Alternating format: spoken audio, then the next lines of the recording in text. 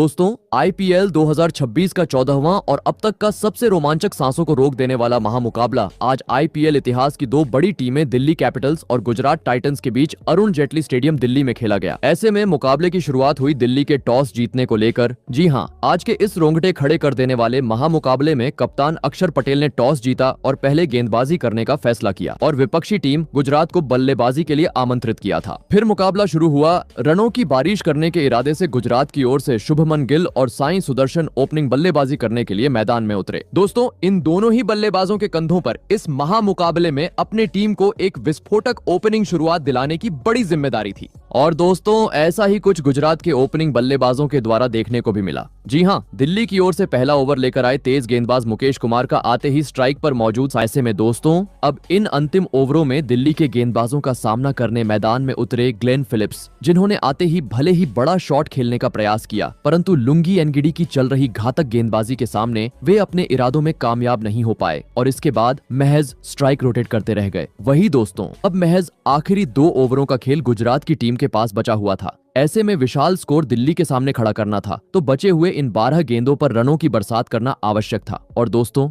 ऐसा ही कुछ मैदान में मौजूद ग्लेन फिलिप्स और वॉशिंगटन सुंदर की ओर से देखने को मिला, जिन्होंने आखिरी 12 गेंदों पर बड़े शॉट जड़ते हुए दिल्ली के गेंदबाजों को बुरी तरह धोया और 20 ओवर का खेल खत्म होने तक टीम को 200 रनों के पार पहुंचा दिया और यह महामुकाबला जीतने के लिए दिल्ली के सामने 211 रनों का विशाल लक्ष्य खड़ा कर डाला। ऐसी थी, परंतु दोस्तों, ट्रिस्टन स्टब्स के आउट होने के बाद 2 गेंदों बाद ही केएल राहुल भी अपना धैर्य खो बैठे और बाहर जाती हुई गेंद को छेड़ने के चक्कर में विकेटकीपर बटलर को एक आसान सा कैच थमाते हुए टीम को मझधार में छोड़ गए। आपको बता दें, केएल राहुल आज टीम के लिए 92 रनों की धमाकेदार पारी खेल आउट हुए और दोस्तों, इस विकेट के चलते अब मुकाबला पूरी तरीके से गुजरात के हित में चला गया। जी हां, क्योंकि अब आखिरी 18 गेंदों पर 45 रनों की आवश्यकता दिल्ली को थी, जहां पर 18वें ओवर में गेंदबाजी पर आए रबाड़ा के खिलाफ मात्र एक ही चौका दिल्ली की टीम बटोरने में सफल हो पाई, जिस कारण अब 12 गेंदों पर 36 रन चाहिए थे। लग रहा था अब यहां से आसानी से गुजरात इस मुकाबले को अपने नाम करेगी। पर दोस्तों, इसके बाद दिल्ली के बल्लेबाजों का आतंक मैदान पर देखने को मिला, जहां पर गेंदबाजी पर आए मोहम्मद सिराज दोनों ही बल्लेबाजों ने भूत ही बना डाला।